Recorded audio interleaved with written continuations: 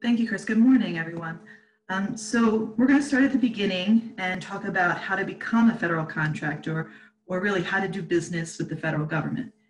We're going to be talking about how the government buys things, and it's very different from how you or I would buy something.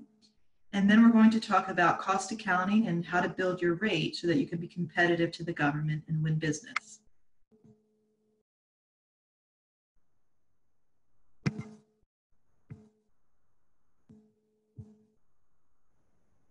So why sell to the government?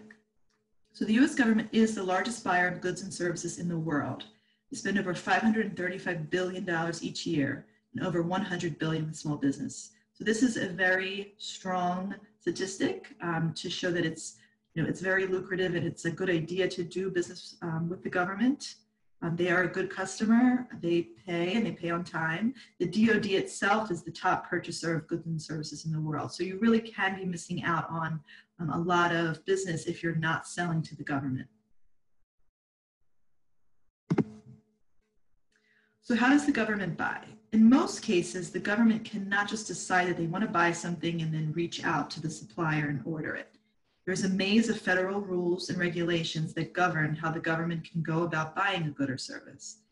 The reason for that is really to be transparent and protect the government and its citizens and show that it has integrity in its selection of suppliers. It's designed to offer fair competition to all different types of contractors, large and small, disadvantaged and not. So as I said, fair competition is really an important tenet of government contracting, and there are different types of competition. So full and open really means that all vendors are playing on a level playing field and they have the same opportunity to compete for an awarded contract. And here, there's no set-asides for small business. Full and open after exclusions, this really means set aside. So these are contracts that are set aside for 8A companies, which are minority-owned businesses or service-disabled businesses or small business owners. Other than full and open, these are non-competitive awards. This really is sole source. This allows a single supplier to fulfill the needs of the contract. These are not favored. They're not used that much. They're really only used in certain circumstances, such as exigent or an urgent need for something. And maybe there's not enough time to go through the whole procurement process. Or maybe the government put something out to bid and they did not get adequate sources. Or also it's used in the case of industrial mobilization during wartime, for example. So the contract amount, if the contract amount is under a certain dollar amount, there are alternatives to putting something out to bid. So this is called the simplified acquisition process. When choosing a vendor in a simplified acquisition procurement, agencies don't have to bother with formal evaluation plans, establishing a competitive range, conducting discussions, or really scoring offers. Also, a contracting officer and not necessarily a source selection team can choose the contract winner. So it's really more streamlined process. And other contracting methods include sealed bidding or negotiated procurement. But so for example, under $10,000, the government can purchase something just with a credit card very easily. If you're in the middle here, if you're under $250,000 but above $10,000, you can still use the simplified and streamlined acquisition process. If you're over $250,000, you would need to go on to a formal contract.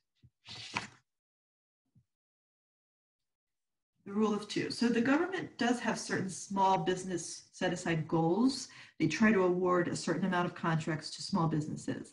The rule of two offers an automatic set-aside to small businesses if they comply with this rule, which says that contracts with an expected value over $150,000 must be set aside for small businesses if there's a reasonable expectation that offers will be received from two or more competing small businesses, that the award will be at fair market price. So there has to be a need. That's the reason for the two competing small business requirement. So this applies to new contracts, and it also applies at the individual task order level, if the task order is part of a larger IDIQ contract. This just shows the stages in the acquisition cycle. It is a process. It can take several months. So the pre-award stage is really when the government is analyzing its need and determining which acquisition vehicle it needs to take. For example, full and open, or can they do sole source, or do they have to set aside? The solicitation and award phase, this is they release the bid, they evaluate the proposals, and then they award. And then in the post-award stage, it's really the performance of the work. How are you getting paid? How do change orders get handled if there's a modification? And then finally, contract closeout. There are many types of contracts that are set forth in the FAR. The contract types really define the expectations, the obligations, the incentives and rewards for both the government and the contractor. So the main types that we're going to talk about today are firm fixed price and cost reimbursable. So they differ really in the amount and nature of the profit incentive that's offered to the contractor and the degree of risk that's taken on by either party.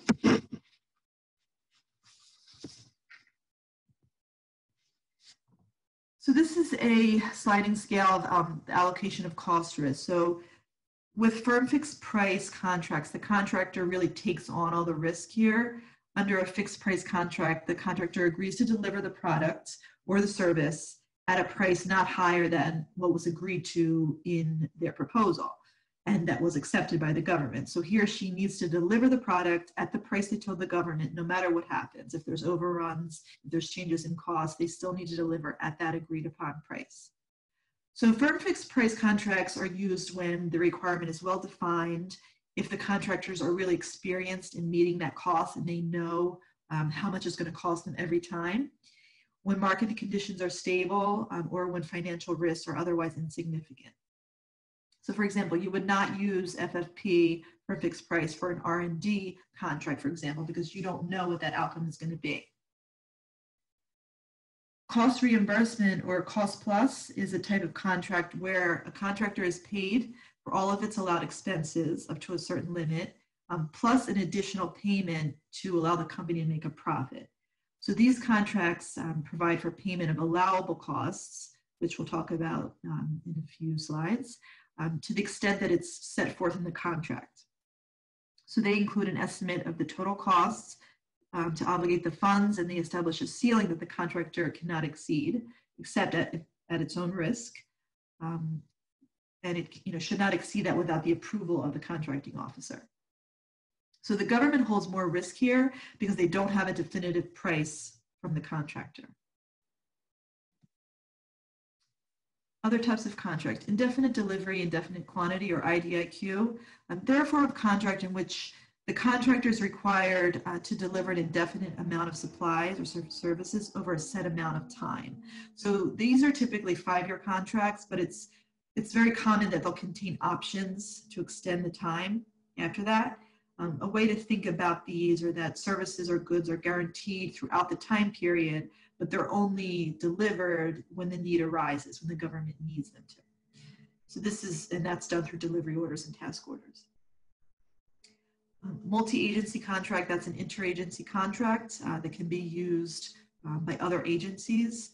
Government-wide acquisition contract, or GWAC, that's also an interagency contract. It's just allowed under a different statute. Blanket purchase agreement is a simplified acquisition method, so it's technically not a contract. Same thing with OTAs or other transaction authorities. Under BPAs, agencies use it to fill anticipated repetitive needs for supplies or services.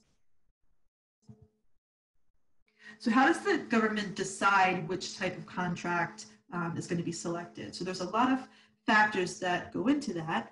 The need has to be carefully analyzed. And they take certain things into account, like urgency. How fast do they need the good or service? What's the period of performance? If it's shorter, it's easier for both parties to determine their needs and their costs. For example, does the contractor have an approved accounting system? If it's for a fixed price, there's no direct need for a cost data from a contractor's accounting system, although it's good for a contractor to have that. So now I'm going to pass it to my colleague, Mark Snyderman. Thank you.